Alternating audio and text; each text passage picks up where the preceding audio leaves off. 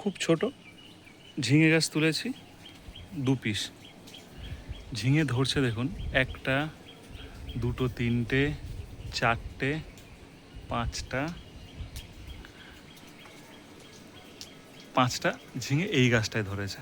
ঠিক আছে, মানে মোটামুটি সাইজ হয়ে গেছে 5টা, ছোটোখাটো তো আরও বাদ দিলাম। ওটাতে তুলেছি কটা ঝিঙে, তুলেছি কটা, ওটা টপ কী আছে, গোল টপ, ছোট্ট গোল টপ।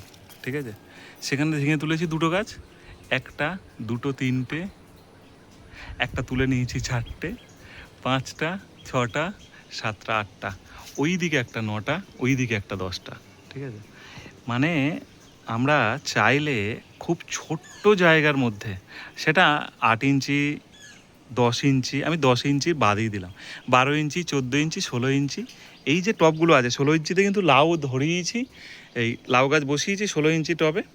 আর এই দেখুন লাউ হয়ে আছে, কন্টিনিউ হচ্ছে, সব গাছগুলোতে হচ্ছে।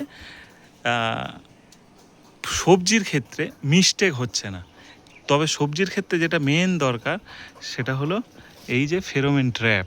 ঠিক আছে, এই ফেরোমেন ট্র্যাপ কিন্তু আপনাকে লাগিয়ে রাখতে হবে, না হলে সবজির ক্ষেত্রে নষ্ট হবে।